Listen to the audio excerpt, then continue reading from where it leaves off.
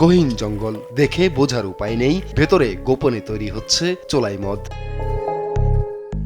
চিটাগুড়, east, রাসায়নিক উপাদান ও spirit দিয়ে তৈরি হচ্ছে এসব অবৈধ বাংলা মদ। নারায়ণগঞ্জ, রূপগঞ্জের পূর্বাচলের পাশে গজারিবন ঘেরা দাউদপুর, কালীগঞ্জের বড়কাউ, পারাবার্তা, নাগরি, উলুখোলা সহ শীতলক্ষা ও বালু নদীর তীর ঘেঁষা এলাকা জুড়ে গড়ে ওঠা 50টি কারখানায় তৈরি হয় লাখ লাখ লিটার দেশীয় মদ, যে মদ চলে যায় রাজধানী সহ আশপাশের জেলায়।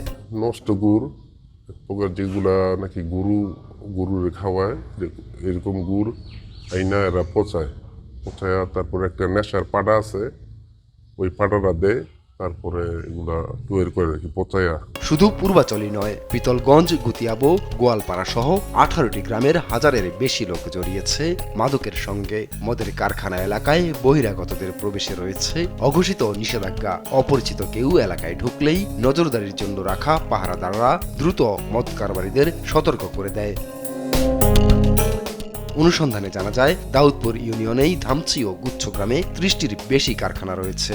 এছাড়া কায়েতপাড়া ইউনিয়নে 20টি, বাগবাড়ি, বরুণা ও নগরপাড়া এলাকায় আরও অন্তত 10টি কারখানা গড়ে উঠেছে। খুচরা পর্যায়ে প্রতি লিটার মদ 1000 থেকে 1200 টাকায় বিক্রি হয়। 5-7 বছর ধরে যা মামলা খাইছি, তো 5-7 বছর ধরে আমি এটা আর করি না।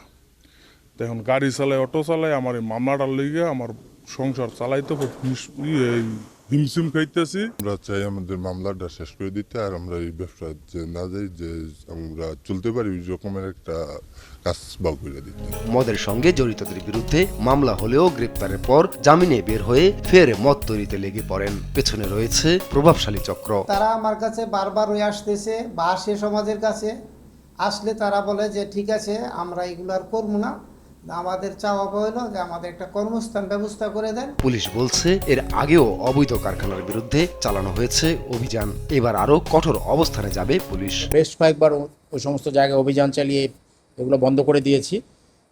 তো এরপরেও যদি আবার তারা নতুন করে বিজনেস শুরু করে, আমাদের নিয়মিত অভিযান চলছে। আমরা অতি শীঘ্রই আমরা তথ্য সংগ্রহ করে আবার অভিযান করে আমরা আবার যাতে তারা এই মাদক বিক্রি করতে না পারে বা ব্যবসা করতে না পারে, এই জন্য যে প্রয়োজনীয় ব্যবস্থা গ্রহণ করা প্রয়োজন আমরা এটি করব। চোলাই মদের এই রমরমা কারবারি ও শেল্টার দাতাদের বিরুদ্ধে এখনই ব্যবস্থা নেওয়ার দাবি সচেতন নাগরিকদের। আপন অপু, নিউজ ডেস্ক, দেশ টিভি।